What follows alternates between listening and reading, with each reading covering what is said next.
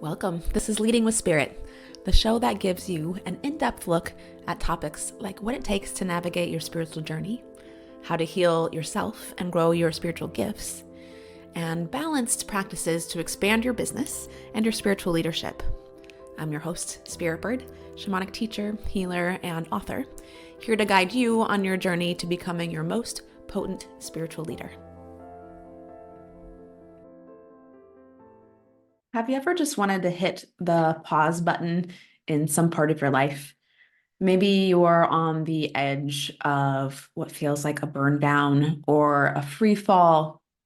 Maybe you're feeling like it's time to let go in some way and really trust. But what does that look like? What's going to happen? How do you know it's the right decision to make? On today's episode, we're going to be talking with Nadia Munla about this exact thing. In particular, we'll be looking through the lens of spiritual business and what that looks like for ourselves in our own healing journey and in our business. Please know that if you've ever experienced this, you're certainly not alone. Please know that if you're unsure about if that's what's being called for in your life, what we're talking about today on today's episode is going to be very helpful for you in being able to discern, is that what you're in? What are the next steps? And what does that mean for you and for your life? And if you are feeling like you're in it right now, know that there is another side to it. Know that it's not a giving up or giving in. Know that it's actually really laying down control, allowing yourself to rest and be used by spirit. And it's truly a gift, even though it's challenging, even though it might be frustrating.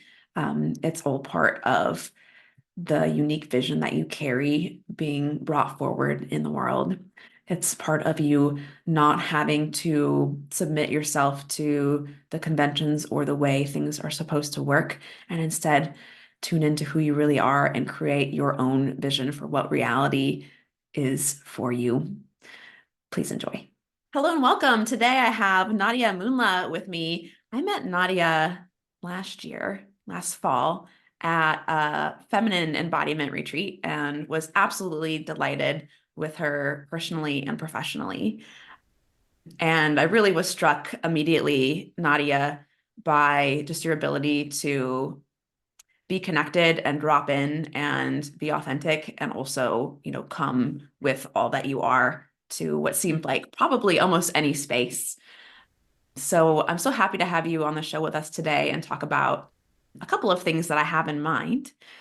For those of you that don't know Nadia, Nadia is an embodiment and intimacy coach, and she in particular works with visionaries to help them reach their embodied expression in their love and in their leadership, although I'll be curious to see if that still feels true for you.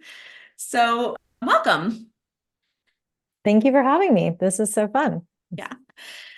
So I'll go ahead and go right in.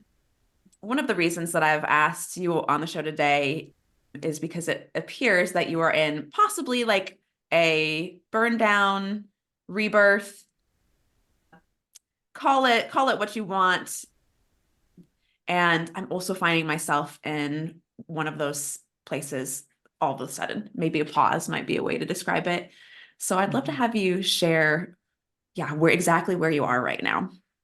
Yeah. Well, this is definitely at the forefront of my life right now and so present. So I'm glad we're diving right into that piece. So I started my coaching practice about 10 years ago, and I got to grow along with the coaching industry.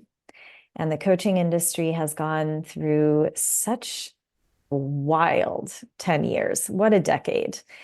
Where when I first started, we didn't even have Instagram yet, or maybe within a couple of years, Instagram launched, but it was like still just your public photo album. Like no one was using it to market. And so I feel like I've really ridden the wave of where the coaching industry sort of shifted with the whole rise of the influencer coach as an archetype. and also marketing on social media as becoming the primary source of where you cultivate your community versus an email list, versus before that when I first started and was learning from, the very OG classic life coaches, and they were just meeting with their clients at dinner parties. Mhm. And so we've gone through all these phases, and with where I am now, I just got to a point where I realized I need to simplify. And I think we are all having this experience on some level. It may not all be in our business or career section of our lives, but in our lifestyle. Like I look around and everyone, pandemic onwards, it's impossible not to see a shift, right? To be like, oh, wow, like we had this very sobering moment of what why did we set up our lives like this? Like this seems a little excessive or unnecessary. I know that, I was in New York for a good chunk of the time that I was starting my coaching practice, about the first half, and a lot of my I did leave before COVID, but a lot of my friends around that time were living in New York and left. They left the city because they realized like, oh, I need nature. And if I'm not going to be running around working and keeping myself really busy all day, and I'm just sitting in my like studio apartment that I pay $5,000 for or whatever, like actually this is not the life I want to live. And so to me, I think no matter what arena in your life this is coming up, there's been this for the last 3-4 years. We've had to take a hard look at where we overcomplicated things Mhm. and what is actually ours, what's true to us, and how we can strip all the excess away to get to what's the core of our unique expression in the world. How do we really actually want to live? What actually nourishes us? Not what we were told or what we autopiloted by default into, which we all like, that's part of our collective journey. So it's okay to admit, like, whoopsies, I got a little too into that world. And I did. I was on that hamster wheel. And I think it's really hilarious because so many of us move from the corporate world, like, oh, I'm stuck in the matrix and the corporate world. And now freedom, and I'm going to do my own thing. But then we actually create our own version of that hamster wheel. And I definitely got to the point where I did that. And understandably so, because you have to trial and error things in your business as an entrepreneur. You're like, okay, let me see. Do I like to run courses? Do I like to do group programs? Do I like to just do one-on-one? And so what had happened for me is I went through these different phases of growing and feeling like, oh, it makes sense to have like a whole support team. So it went from just having one person supporting the business to now it was like 3 to 4 to 5. And then I was like, wait a second, do I want to be overseeing a whole team actually? Is that how I want to spend my time, or do I want to spend it coaching my clients? And is there a way to do it successfully without all the extra? And that's the experiment I'm going into, is I've stripped it down to the bare basics. I've even now pretty much let go of my sort of assistant sidekick angel of a human who's been with me for 6 years. And I'm just sort of flying solo. And I have long-term clients still. I'm still calling in long-term private clients, but that's my way of simplifying. Is I went, what actually juices me up? What actually has me feeling more full at the end of the day than drained? And the truth is, the days that I have my clients are the days where I end the day feeling so much more me and so much more energized. And I was like, I want more of this. And I get it, it's complicated, right? Because it's like, we can't, well, okay, you got to market to get the people to then have those coaching clients. So, I mean, I'll stop there, but essentially that's what it's felt like. It's felt like, okay, I really have to walk my talk now. And if I'm really feeling the collective energy of us all simplifying, I can't just do that. Like I have to do that everywhere in my life. And part of that is my business, which had started to get overcomplicated in areas that just seemed like dumb. Like, why? Yeah. So we're gonna try it out. I'll report back. We can do a check-in in 6 months. Yeah. Yeah.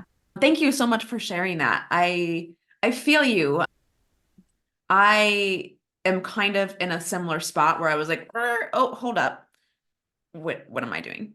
And for me, I feel like I came in kind of on the opposite end where I've had a tendency most of my life to not do convention just in general. Like kind of ever since I was a kid, I was just like a no, or at least felt like I could stay in myself without, you know, the line didn't get blurred. And then when I really started to bring my spiritual work forward, I did realize in the beginning, like, whoa, if I actually want to get this out in the world, and if I am actually serious about doing this, there are some things I need to learn. And in particular, that happened to be like more around the marketing side and how to share what I do and some structure. And so for me, it was super important to go through that. And I feel like especially with a lot of people that are coming kind of more from the spiritual side or maybe the non-conventional side, there is a way that they often want to bypass that part. They're like, no, I want to just not have to do that and have it just happen or be able to do it in a way, that's different. And so for me, it was like, no, you can't really skip over it. And if you want to get to a place where you get to be more experimental with how you engage with the world from your spiritual business, then there's a place where you kind of do need to embody some of these things. Yeah. And I've found with other coaches or healers that I know that maybe didn't, that went alternative, I found that often they already had a background in something like sales or already had a background in something that they didn't really need to learn per se. Mm-hmm. Yeah.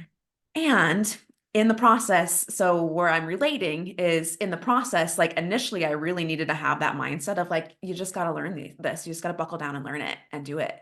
And then all of a sudden, I'm in this trap where it's like, this doesn't feel authentic anymore. And now all of a sudden, I feel like fell into this sort of like mindset or perception or set of beliefs that this is the only way that this can be done.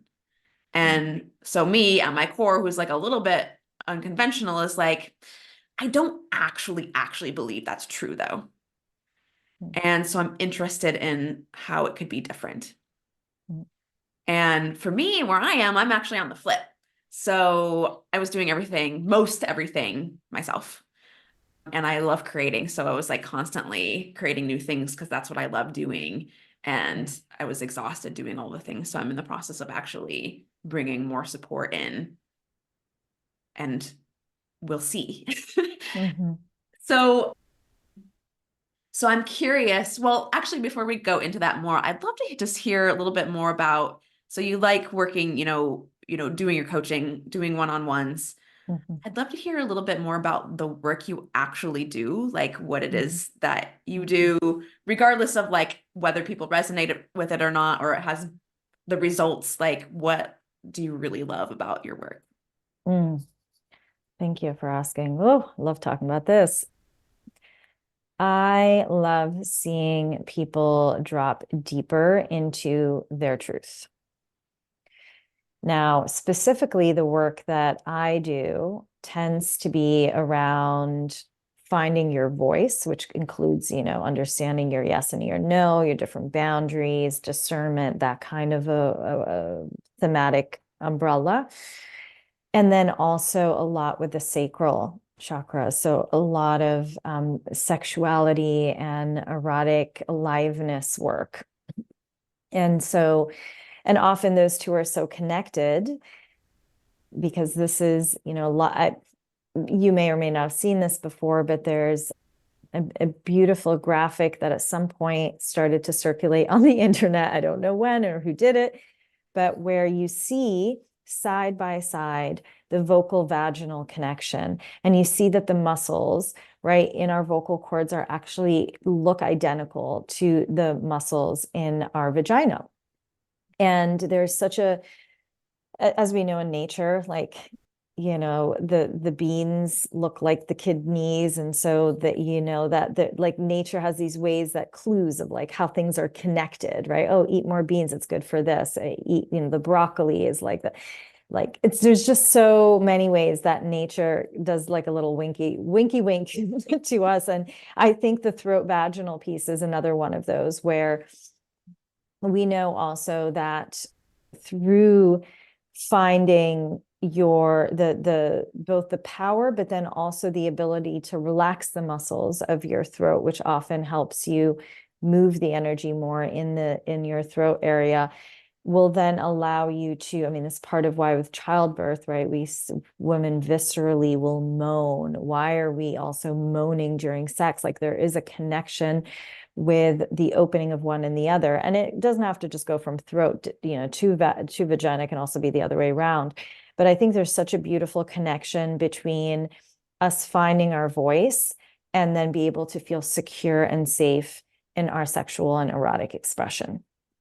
Because often the reason we started to feel unsafe is because we got silenced in some way, or we got violated in some way, or we weren't able to use our no, or really vocalize our no. And so a lot of the themes will tend to be around that, even if someone's coming in with a slightly different, I mean, we're working with different things. I've got clients who are like going through a transition of leaving their marriages and letting their kids go to college. I've got people who are, single and in their 20s and are just like figuring out how to do the whole dating thing. Like it doesn't matter where you are in your life. I think a lot of the themes tend to be the same. And I think ultimately what we all so deeply, deeply, deeply desire on a core level is to be our authentic selves. And part of that includes to really do that, to feel like satisfied, right? It's like we got to embrace our full range, really who we are. Embodied wholeness is the way that we go, I can relax. And this is really actually me in the world. And often there's these pieces like the erotic aliveness and sexuality, or the, expression that then keeps us from being in that fullness and that wholeness. Or sometimes it's archetypal work.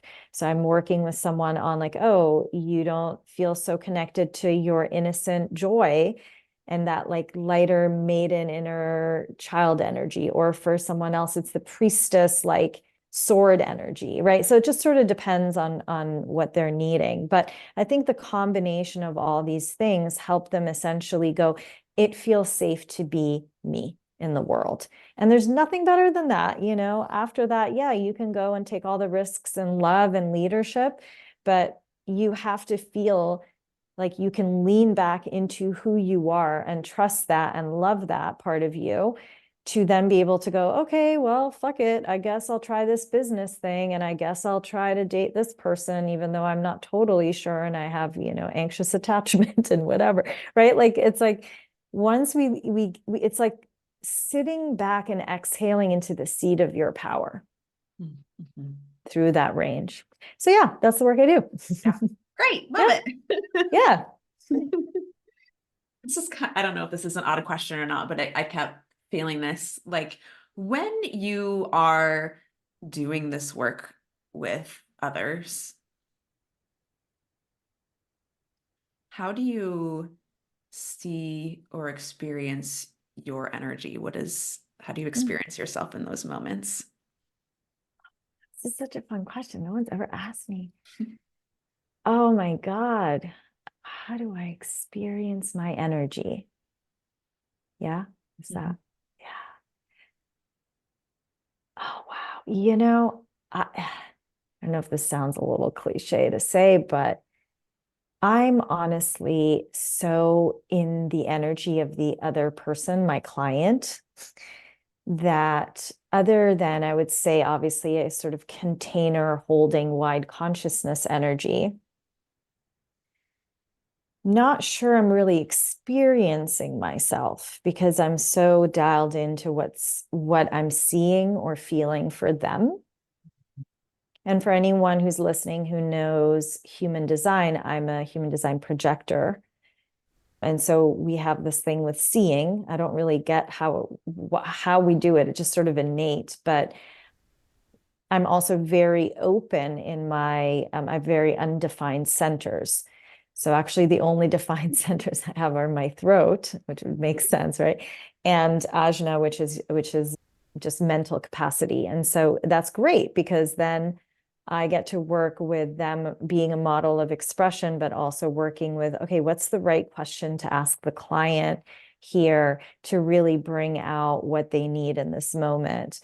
And so everything else is undefined, which means when I'm sitting with a client, or really any human, but I dial in obviously a lot more intensely with a client, I feel what they're feeling in their bodies, right? So I'm having a somatic experience of what it's like to be in their bodies to a certain extent. And so that makes it easier for me to guide them into opening into, the places that they're closed, or feeling their trepidation and being able to come at what we're working with compassion. So I don't know if that's like, yeah, a bit of a cliche answer, but I really don't feel myself so much in those moments, which maybe is why it's so fun.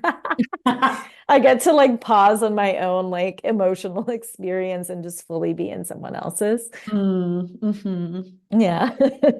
Wonderful. Thank you for sharing. Yeah. I'm curious. I'm also a projector, and I work with my own version of archetypes, shamanic archetypes in my work. And so I put me and possibly you in the West, and in particular as the shapeshifter in the West, possibly.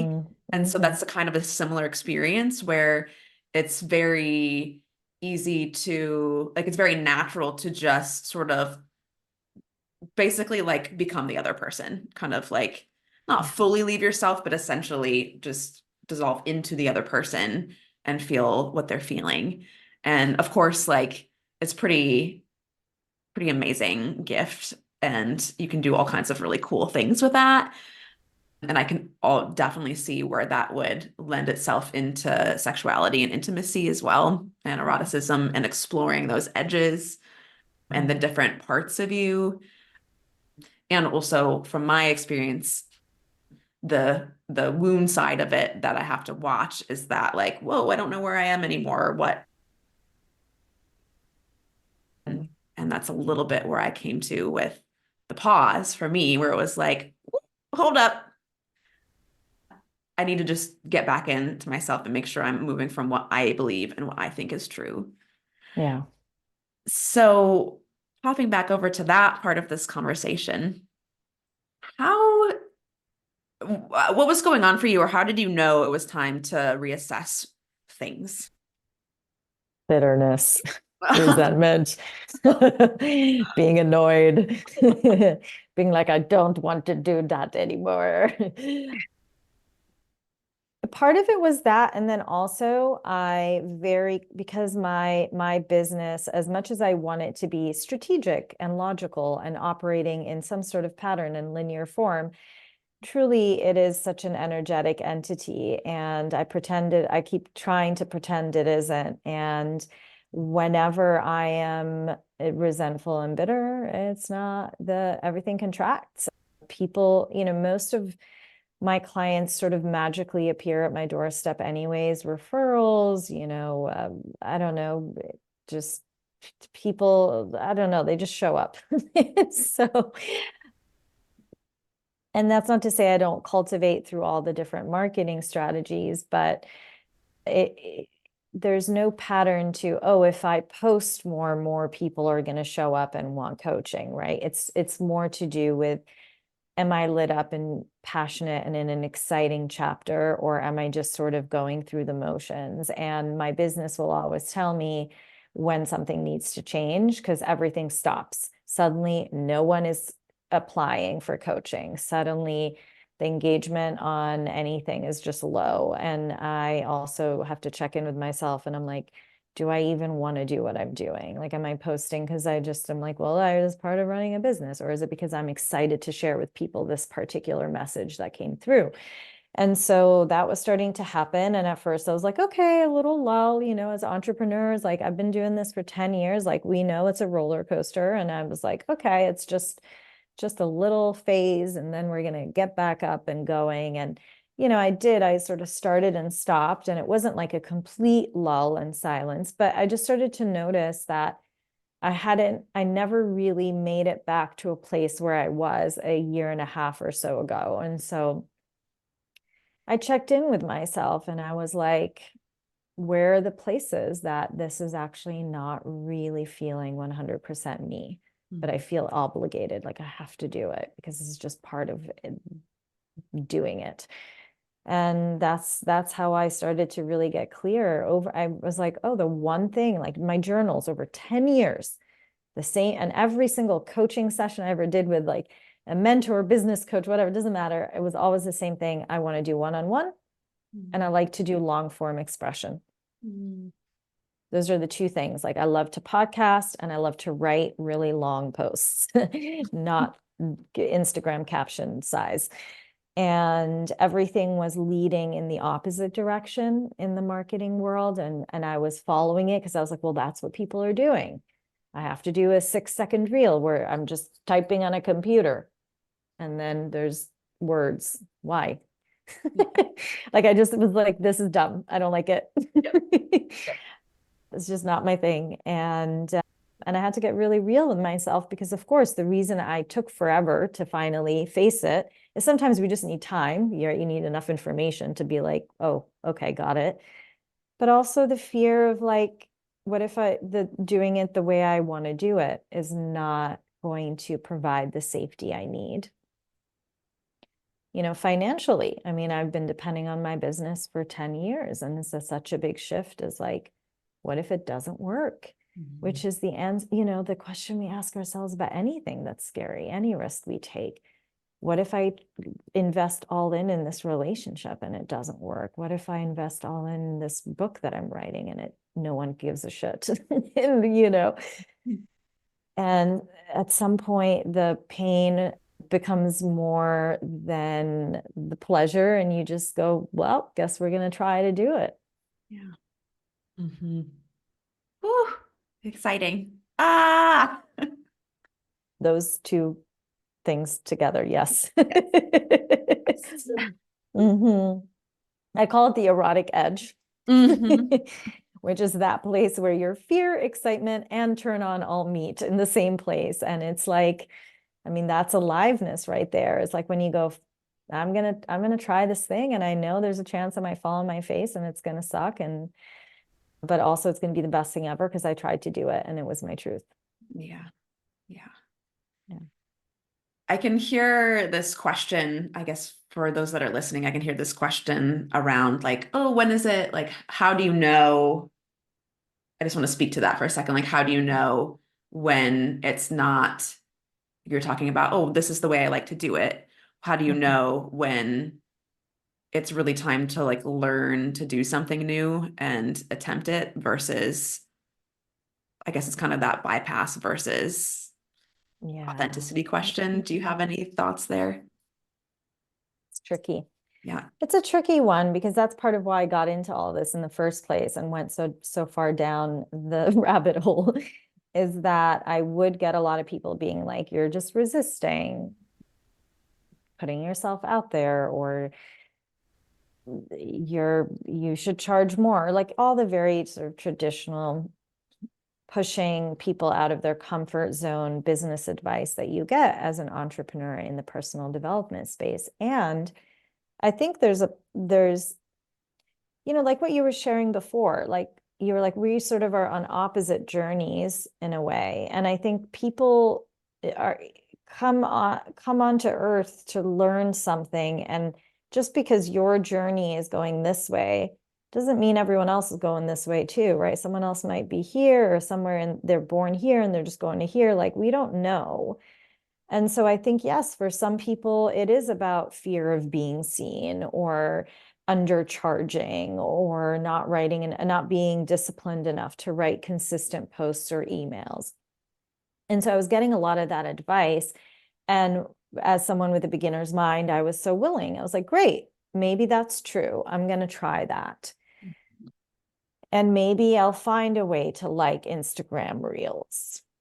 And how long has it been now? 2 years? I don't know how long Reels has been, but since then I've hated Instagram. But like I tried, and every version was a no for me. And so I think you just get it's good to try, and you at some point, and different people just need to try X number of times. Like for me, I'm stubborn, so I'll keep trying.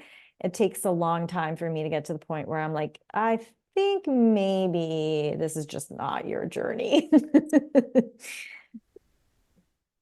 And I still, can't sit there and tell you like, oh, I know. And I know that the direction I'm going in next is the right one. I don't.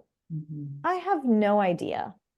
But all we can do is take the information in front of us, check in with our hearts, pray a little, and hope for the best, and then take a step forward. And eventually, there's really no wrong way of doing our lives because every step you take is your life. So it's like, it's a little bit of a mind fuck, but it's like, I sit there and I spend excruciating amounts of energy going, am I making the right choice? Mhm. And I imagine many of us do. I'm particularly bad at that. Like I just go back and forth, this way, that way. And I just got to a point where I was like, there's actually no way to know, because even if you think you made the wrong choice, that's the choice you made, and it's the life you're living, and it led you to a bunch of other things. So like you'll never actually know. So why are we even thinking about it? It's a trick. It's a trick. So and with that said, I fall into the trick all the time. Like I'm not suggesting to anyone listening that I've figured it out, because I have not. And I will be as human on, I could be wise one day telling you these things on a podcast, and the next morning doing a pros and cons list and being like, but should I? It's like, but, and part of that is like what I've found has brought me levity and more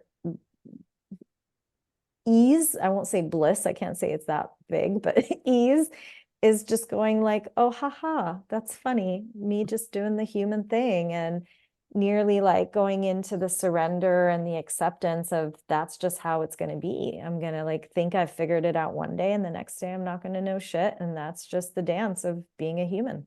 Mhm. Yeah. Yeah. Yeah. So. I feel like what I'm watching in that, like you said, we're on different paths and we're going different directions. And I feel like this is maybe overly simplistic, but for those that are listening that are like, which way though? I feel like in general, like the opposite of what you're doing is usually a pretty good way to look at it. So if you're considering trying something, if you haven't tried maybe some traditional marketing things, or you haven't tried the offer you really want to do because other people are telling you to do that, like go with what you haven't been doing. If you haven't tried to do consistent emails, try it. If you are trying to skip marketing entirely, go into the marketing. If you've been doing it for a while, and yeah, bitterness, resentment was what I was feeling. It was like all of a sudden I was like, holy shit, I'm feeling very resentful here. And I understand that most of that is my own doing. And also like, whoop, stop. And for me, this like, I guess for me, I'm calling it, I don't know what it is, a pause, free fall, possibly a rebirth. I have a feeling for me that for me and my energy, it feels like a complete free fall. It feels like an identity crisis. It feels like I might be burning everything down. Probably in reality, I'm going to be like tweaking something like 5%. Right. Yeah. Yeah. Yeah. It's pause, free fall, and rebirth. All like it's all of it. Mhm. Because you have to pause something that was on autopilot and then you feel the free fall of that. You're like, oh shit. And then rebirth. Yeah. Yeah. Yeah. Yeah. Well, what I like about, again, everybody's going to be in a different place. what I like about, in theory, where I am, and I think maybe where you are too, is like to me, this is like the gift of some innovation of like, okay, I learned this. What's the like train like a art or learn the rules like a something so you can break them like a something. Oh, I don't know. Learn the tools like a artist or like a I can't remember what that is. I wish I knew right now, but it's, the theory is like you got to learn the rules so you can break them. Totally. Yeah. And so I feel like that's maybe where I am in some places in my work and in my life. And it's really exciting. And yes, the erotic edge, all of the things. Exciting, scary, enlivening. Mm, And I think for me, like for my personal path, like the way I'm seeing it, like interlaced with the business, which is also another thing, like that for a long time, I was really trying to not have them be the same. Like I mm, just like wanted to be able for my business to not be me and me to not be my business. mm. And it's okay. It is. So it's fine. Yeah. I know. Yeah, it's a thing. It's a thing. My business has been my number one spiritual teacher, Mhm. more than anything else for me personally. That's just my journey. More than my any relationships, more than any actual spiritual teacher, like in human form. It's been what has tested all of my limiting beliefs and all of my stories around about the world and God. Mhm. And I've played out my daddy issues through my business. I mean, and I'm still playing out a lot, I mean, obviously more aware of it, but it's the vehicle for me. And so I think for some of us, and again, continuing on that theme of it just really depends on your journey. But for some of us, we cannot separate ourselves from our business. And there's some people I've seen, their business is chugging along and they're on a whole different path personally. But that's just not what that isn't part of their life path. The two are not connected. That's not the place they're healing things, Yeah. but they're off completely in a very dysfunctional romantic relationship and trying to figure that out. And that's their thing. So I think it just depends. And we all have to be so much more compassionate and loving about for ourselves and the others in our lives, like where that place is for us and understand that it might be different for someone else. Mhm. Yeah. Yeah. Mhm. If you were talking to somebody who thinks they might be approaching or in a burn down, what would you tell them? I know you're just in it right now, but Mhm. I mean, I lean on sisterhood like nothing else. So whatever your support system is, it may not be sisterhood per se, it might be your family, it might be your partner, your romantic partner, it might be nature, or just, you know, I like to call them team other side. Whoever it is, like really just unabashedly, unapologetically lean into that support because it's about to get rough. Yeah, fasten your seatbelt. It's gonna get a little crazy, but I think having people around you who remind you of who you really are and what's possible is so important in times when we go, because the void, the pause, the dissolution really has us question everything because it is a complete chrysalis chapter again, where we don't know our own, we lose our edges. Like, where am I as an individual, as a human? What's my purpose on this earth? Like, we can get very existential. And as a result, be like, I don't even know who I am or why I'm here. And I know I went through that all of last year. So now I'm in the execution phase of simplifying, but last year I was in the spiritual phase of being like, the void. Like that was really the part that knocked me to the ground and was like, I don't know who I am. I don't know why I'm here. I don't know why this is happening. I don't know where I'm going. And my friends were the ones that were like, we remember, let us reflect to you who you are. Mm. And I think that um, get yourself someone who reflects to you who you are, whether that's a coach or a parent or a kid or your friends. Yeah. Yeah. Yeah. That's great advice. Mhm. And you're right that again, just from where I am right now, I can see there's like a place where for me it feels so much bigger than it probably actually is.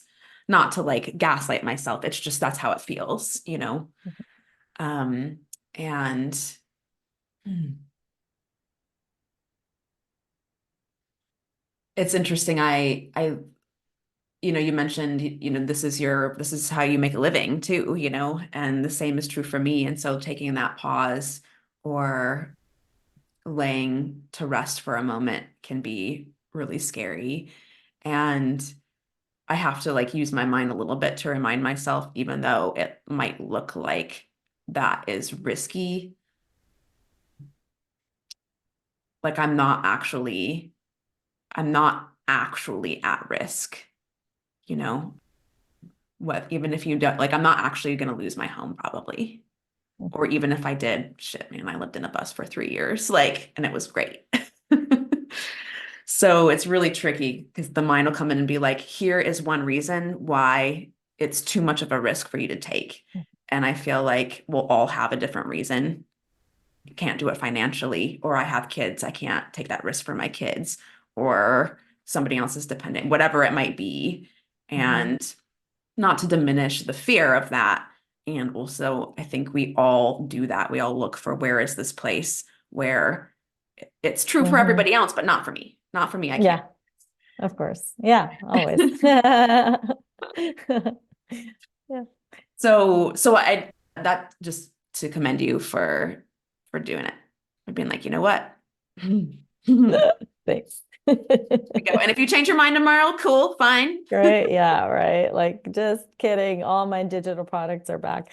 Yeah. Yeah, I mean, who knows? I mean, people have done it, right? You sometimes you gotta reroute and then you're like, whoopsies, that was a wrong move. So you just never know. And at this point, I'm just I think, you get to a point, I don't know if this is good or bad, but where you get so tired of resisting and controlling that you're just like, all right, well, we'll see what happens. Yeah, sometimes that is the epiphany in a weird way. You just get tired. Well, and to me, that's actually the kind of the point of the void, even though I'm kind of in it and I'm still squirming while I'm in it. To me, like, oh, that's actually where we get to rest, it turns out. Yeah, yeah. And so if we can just like Mhm. keep relaxing into that, it'll hold us and we can re-nourish. And for Yeah. me, for my perspective and my work, what I love, what gives me the most joy is really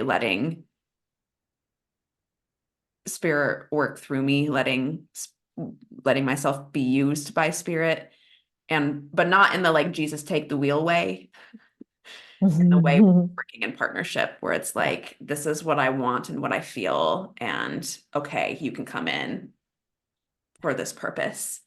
And sometimes for me that's what I'm learning and teaching is like mm, how to really open to that but still have some autonomy or sovereignty in it, like because it's not partnership if you're not there showing up and participating with the other person. um 100% co-creation all the way. Yeah. and Yeah. for me it slips into control then sometimes where it's like, oh, we're doing it like this. Oh yeah, totally. I mean, I'm with you. I'm definitely recovering control addict. So I get it. I Oh, get it. Yeah, okay, look, it's good to know there's more of us out there. definitely. So many more. Yeah. Great. So I'd love to shift a touch, and I'd love to play a little bit, just like not necessarily about business, but if it comes in, fine. But just like to me, what I feel like is beautiful about this space, and in particular, where from the outside, where I see you are, Mm. is you are in this spot of leadership and you are in this spot of innovation. And from my experience, I know that like, because I kind of play in sort of like a visionary space, and I have had learned this lesson over and over again. When you see really far and the world hasn't caught up, it's very easy Yeah. to fill that gap in with that I'm wrong or that I'm doing something bad or I need to be fixed. Yeah. And I feel like similarly, like taking risks and exploring different ways of being in the world seems to me to be part of your gifts, just in general. I mean, you have lots of them. Oh, Um, thanks. but, and also, it kind of fucking sucks sometimes too, because it's uncomfortable and all of the questions, will this work? What will happen? Yeah. But I would really like to tap more into the gift side of it and hear a little bit about like what you want to see in the world, however close or far out. So I'd like to Mhm. invite you first just to like, we'll just take a breath and kind of close Mhm. your eyes for a second and Mhm. Mhm. do whatever process you need to do to just really drop into your heart. And the invitation also is just to flow in any direction. Mm. They don't have to fit together. I might ask you some questions. I don't know. We'll see. Yeah. Yeah. Mm. Well, so definitely, I would say the biggest overarching prayer that has been in my heart pretty much on a daily basis since I don't know when, long time, and is just getting more and more exacerbated and more important in the last, I'd say, 4 years or so, is for people to come back to their hearts and to truly feel safe in embodying more of their loving essence. Mm. Because to me, when you start to feel safe in your heart, you make decisions from a different place. So, another way of saying this, and the way that I often speak to it, is that, and part of why I do the embodiment and intimacy work, and with intimacy, I'm also talking about self-intimacy, is that I believe that more embodied humans are going to feel more connected to the collective body. So the more you tap in and are intimate with your own individual body, your physical, somatic experience, your energetic experience, your sexual experience, all of the above, right? The more you connect to your own individual body, the more you are connected to the collective body, because your individual body is part of the collective body and is part of nature. And so the more we start to drop into the fact that we are actually a part of something so much bigger, the more it's going to naturally, organically affect our decision making. And so when I say, I work with visionaries and leaders, it's to become better lovers. I'm not talking about in the bedroom only, although that's part of it. Also, you don't just have to have sex in the bedroom, but that's a side note. But it's all about becoming better lovers, leading from the heart. We need more of the lover archetype in our leadership in the world right now. And we see that through all the different symptoms of dis-ease, and it's rotting through the systems of government that are not working anymore, through different, I mean, just everywhere. The way that systems are organized, we're realizing are actually not, they don't allow for the flow of love. Mhm. And so there's a complete recalibration, and we're going to, unfortunately, in our lifetime, watch the dissolution of that and see it come back. And so I just keep coming back to like, can we be in more love, more self-intimacy with ourselves in order to then be able to, on a relational and collective level, connect more deeply? Because there's no way that someone disconnected can connect to the bigger collective body. And that's essentially why we're seeing so many issues in the world. Mhm. And Let me feel into if there's anything else I want to say about that. That feels like the core one. That's also the fire that burns in my belly for not only upgrading people's personal lives when I work with clients, which is fun in and of itself, but it's actually for a bigger vision. It's because each one of those people are visionaries and leaders who are then going to overflow more love into their communities. And hopefully that will pass on and on and on. And at some point, we are going to remember who we really are, which is just a frequency of love. Mm-hmm. So yeah, that's my vision.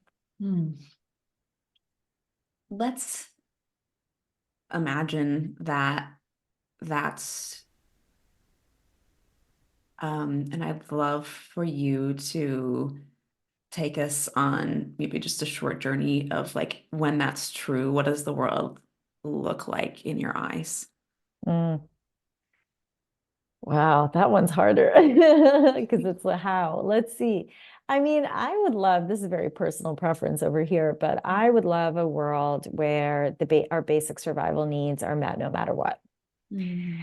Where on some level, and I get that it's not necessarily communism, Sure. but that there's some sort of system, methodology, something in place where somehow we don't have to fight for survival. Because I think the moment I mean, of course, there's still certain survival instincts like danger in nature and other things like that, but that and weather and things like that, we can't actually ultimately change. But that at least when it comes to our financial system, we are at a point where people do not have to burn themselves out to survive. Mm-hmm. And that they know the basics are met. And after that, they can do whatever they want. So if they just want to live their lives, because what's most authentic to them is like painting all day, dancing all day, gardening all day, whatever they want to do, beautiful.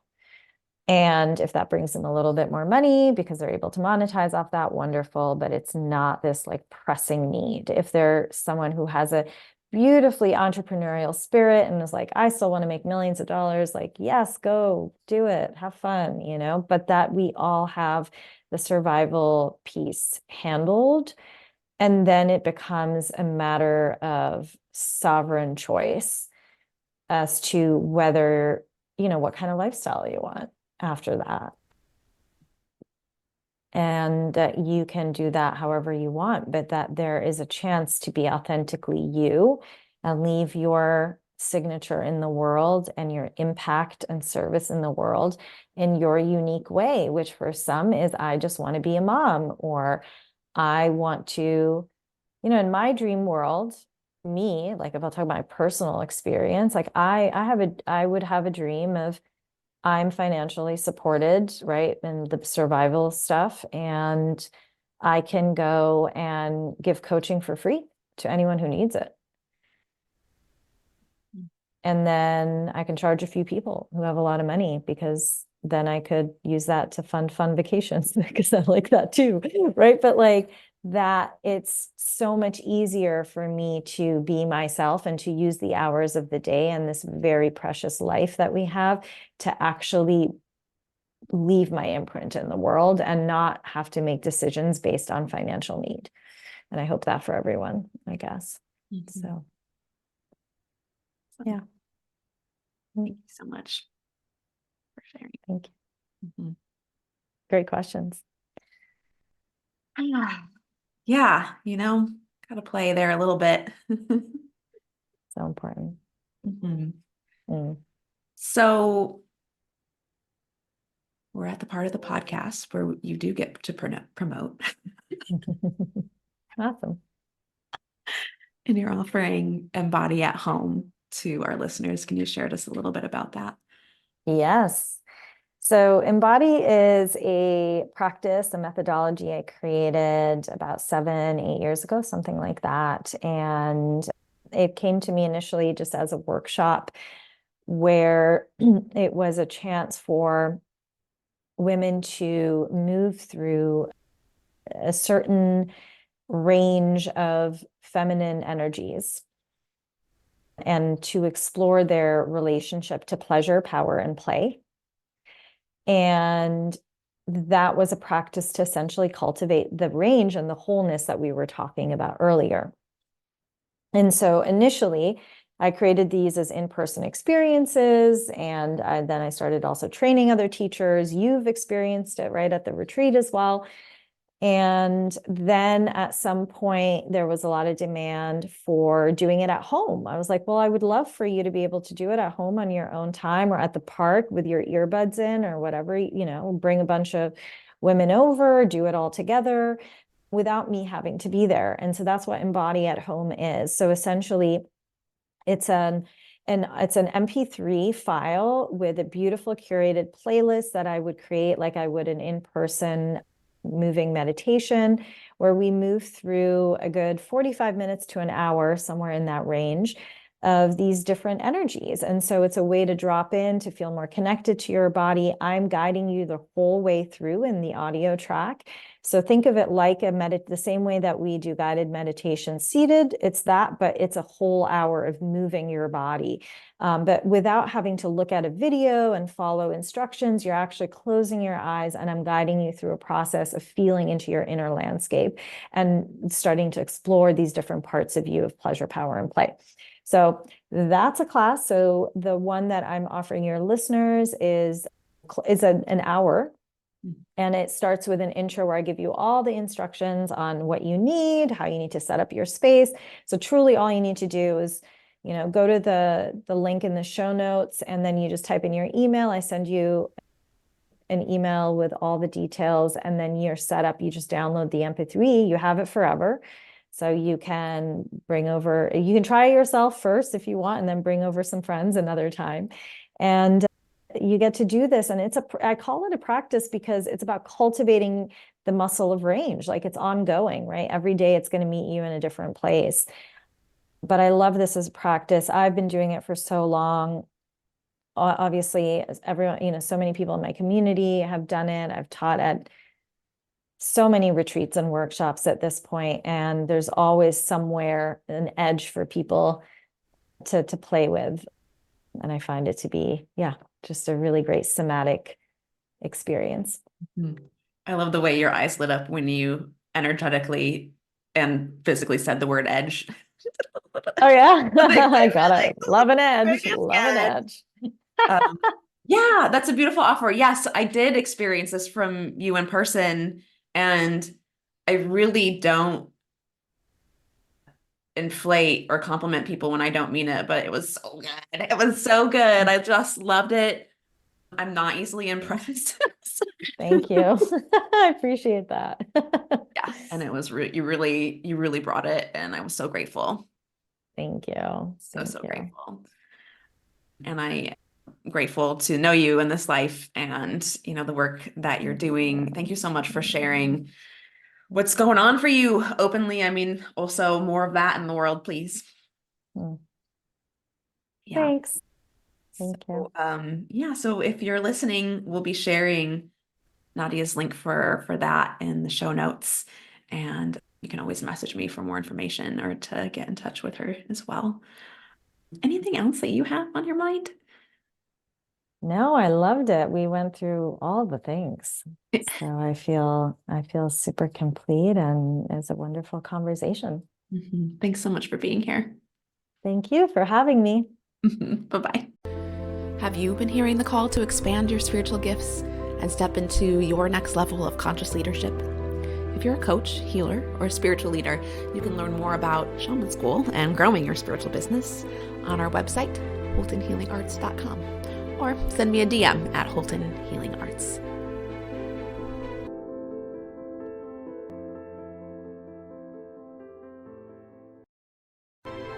Welcome to today's Q&A episode, where we explore questions about spiritual paths, intuitive gifts, growing a spiritual business, and shamanism. Do you have a question for us? Send us a DM at Holton Healing Arts.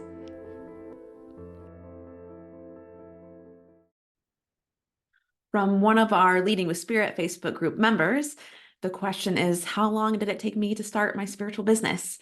And what a great question, especially to share from today's episode. On today's episode, we really dived into some of the nuances of business and some of the things that are beautiful about it and also frustrating about it.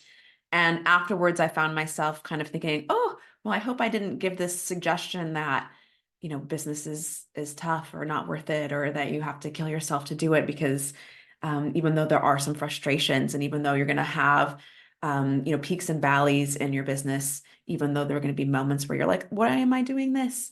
In the end, for me, at least at this point in time, everything is still so worth it because I get to show up and use my gifts and help people every single day and do it in a way that is truly meaningful for me.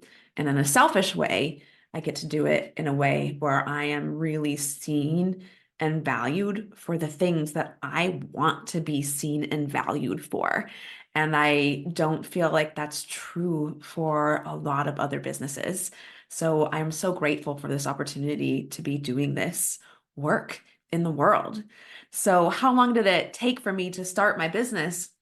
Well, it's a layered answer, of course. First and foremost, I did train for probably about 9 years, with some breaks in between, but in a formal way. So it wasn't reading books about shamanism. I read some books, but largely that's not how you learn shamanism. You learn shamanism directly from other people. That's how the teachings and the gifts actually get transferred from one person to the other. So I had initially lots of training involved because it's what I cared about the most when I experienced my first shamanic journey. It answered so many questions for me, and it helped me understand so much of what I was experiencing, that in the world and in the community I was living in, there was no context to explain those experiences. So the first time I experienced a shamanic journey, a light switched for me, and I really understood myself a lot more. When I started training in shamanism, and in particular in shamanic healing, I you wasn't talked about as a business. Like, you wouldn't even think of it as a business. And I wasn't thinking of it that way either. I just knew that I loved this so much that that's all I wanted to do. And so I did a lot of formal training for no other reason than because it lit me up, because it helped me understand myself, and I really enjoyed it. And I enjoyed the way I got to connect with others in that process. And, when I started, this was, over 15 years ago. And it was a big investment for me. I was like I was 21 maybe when I started. So at that time, it was really unheard of for people to jump into this kind of thing, and especially in such a serious way. And for me at the time, I was working at restaurants. Like, I did not have hardly any income. And it didn't matter to me because I just wanted it so much and I just enjoyed it so much. And the more I did it, the more I really began, what got reflected back to me was that I was naturally gifted here and that I was really meant to do this work. So the biggest shift for me in starting my business was allowing myself to giving myself permission that it was okay to want it. That was the biggest shift for me initially, because I was taught in such a traditional way that I was taught you would never actually say you're a shaman, you wouldn't call yourself a healer, you certainly wouldn't charge for it. And then I had learned, at some point, like through my direct relationship with the spirit realm, I learned when it was time to actually step out and offer something. And I worked with the spirit on when is it okay to charge and what does that mean? And, that was all part of my journey, which eventually led me to say and admit to myself, you know what, I actually do want to do this for work. When all through my youth, people would ask me or would tell me like, oh, you should be a spiritual guide. You're really good at counseling and advice, and you're really good at this energy stuff. And I remember thinking, like, I would love that if only somebody would hire me. And it turned out part of my journey was understanding that it's not how it works, that, it was time for me actually to show up in my gifts and let them be seen. And again, in the way that I wanted them to be seen and valued. So not only could I receive that just for me because it feels good and it's fun, also because it happens to help other people a lot. Once I actually made that decision, it took me a year. It took me a year to start it, but I want to caveat that because it's really important to me to be as like open and honest as I can about this kind of thing, because in the age of the internet and in the age of quick sales, there's a lot of talk, especially in the realm of spiritual business and of coaching, where it's like, you can make this much in this little amount of time. And like, it's partially true, but what's usually not included in those claims is like what is required for you to be in that position to make a leap so fast. So for some people, it's that they have a budget to work with and they can hire support. For some people, it's that they happen to be around people at a certain income level that can invest. For some people, it's about money blocks and ethics and ideas about how the system is wrong, and that's what you need to go through. For some people, it's, really about actually like learning the skills of how to market a business. So it's going to vary from person to person. And I like to share that because what I see, at least in the healing world, is there's this idea that you can be a healer and you can make a lot of money being a healer, and it's all true. And then that gets that like old paradigm of like money as the carrot to invite people into making decisions, money as the like end goal should not be why you're choosing to go the route of spiritual business and the route of healers and shamans. And I think for most of us, it really isn't the core reason we are, but we do need money. And so it's okay to have that need, and it's okay to want money. And it's okay to know the part of you that would like to figure out how to receive more money. So that being said, we have to be careful because what keeps getting sort of suggested is that you can take this weekend class and now you're a healer and now you should be able to have a six-figure business. And as a healer, I know that a weekend class doesn't get close to what you will actually need, not only to run your business, but to actually hold people at a high level and with integrity. And I don't mean that in a demeaning way. I just mean like from my experience, like you get in the shit with people, you better know your shit too. And so for me, it only took a year for me to actually launch my business and leave my other job. But I also had years of experience and training under my belt. And so if you're finding yourself a little like struggling a little bit and focusing more on that you should be making money, but you haven't actually worked with very many people, that's what you need to do first. That is your first step. You also really need to know who you want to work with, like what your gifts are and what kind of offer you want to put out in the world. This is going to be an important part of your business being successful. And if you don't know that, that's where you need to start. If you're just sort of like, I want to heal people, it's just not enough for you to really be able to launch a clear and successful business. So let's assume that you have all of those things put together. Let's assume that you have experience, that you're well trained. If you're working in shamanism, it should be in some formal way and it should be with other people. That's how healing works, is that we work with other people. It's not, you can do some healing for yourself, but to actually be offering it to other people, you will need to have learned with other people. Community is what this is all about anyway. So let's assume that you're well trained, you know your stuff. Everybody's still going to have some doubts and some, like inner dialogue around, maybe imposter syndrome. But again, like if you've actually done the work, if you've actually had pretty good experience and you're ready to start your spiritual business, then it took me a year. In general, I would say expect a couple years. So I'm just going to be open about what I had in place. Well, first of all, I had almost no money. I was working a part-time job. It was just enough to cover my bills. So I did have this sense of security under my belt where I was like, okay, I can pay my rent, I can pay for food, I can spend a little bit here and there on other things. I could walk to work, so I didn't have to worry about if my car was going to break down. Like I had my basic needs met. If that's not where you are, that's where you need to start. From there, I ended up spending the little bit that I had, and I hired a coach to help me with the marketing because I realized, ooh, I'm about to bring forward the shaman school and it's going to be big. And actually, I realized I want to do this. Like, I'm made to do this. This is a higher calling and I can't not do it. And I also realized if I wanted to be serious about it, I needed help. And similarly with my shamanic training, for me, it was so clear, it was so important to me. It was such a higher calling that there was nothing that was going to get in my way of getting to learn and train. I was not willing at all to let my life circumstances prevent me from doing it. So I had money stuff just like everybody else. I had time stuff just like everybody else. I had all of the other life stuff that comes up that you might be saying is the reason why you can't do the thing. And you should know, at least for me in my experience, that was not going to stop me. It was that important to me that I was not going to allow um, myself to believe that I was limited by these ordinary life things. Same thing with the business side is like, okay, well, I did need some help there. I did need to learn some things. So I hired somebody to help me and I did the work.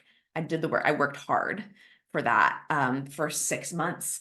And I learned how to I put together my program. I learned how to talk about it.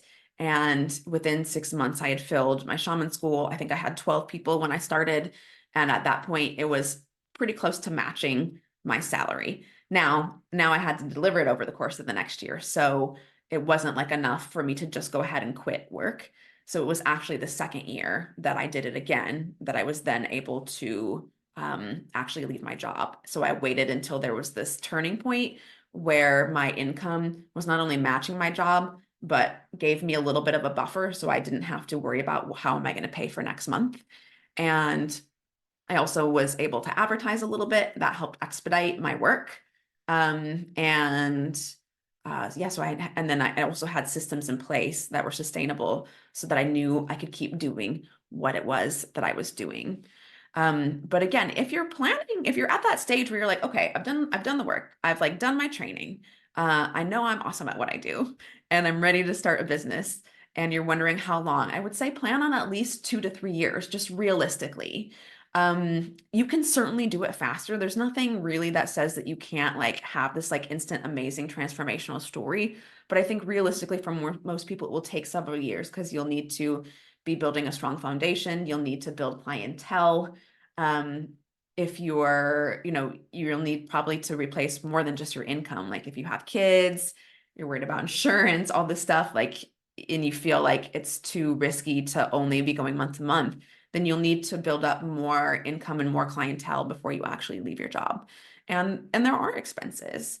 And it doesn't have to, again, like for me, it's the part of doing this work in the world that isn't my favorite. Like I came here to be a shaman, not a business owner, but also I came here to heal the part of me that didn't want to do this. And again, for me, it was so clear.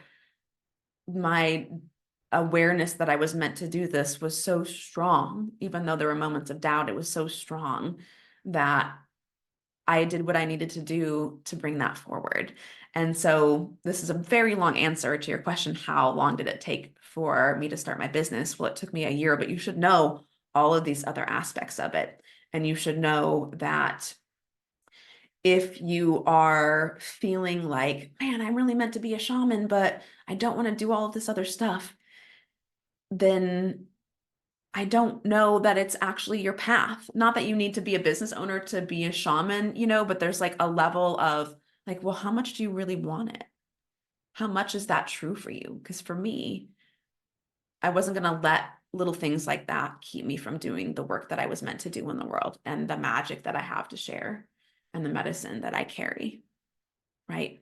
There's all different kinds of ways to do it. Again, you can hire support, you can hire a company to do it for you. You can do it on your own. It just depends on your circumstance. But there's no reason that you can't do it. When I started, there was no reason that I thought that I should be able to do that. I'm not exceptional. I mean, I have some skills, but I am not some kind of exception to the rule. I just learned it. I just learned what I needed to do. And again, more importantly than anything else, I had this powerful medicine in me. I was very aware of what I was doing. I had already worked with a lot of clients initially through word of mouth, never thinking I was going to do a business. And then after a while, just through like word of mouth, and like a little bit of promotion. I didn't really know what I was doing, but I was at least talking about it and being open about it and doing client sessions. And so I had this really strong foundation under my belt. All in all, like if I were to sum it up, I would say from training to like this being my full-time work, I would say like maybe 6 years from when I was like really serious about doing this to when I was able to leave my job. And most of that was training.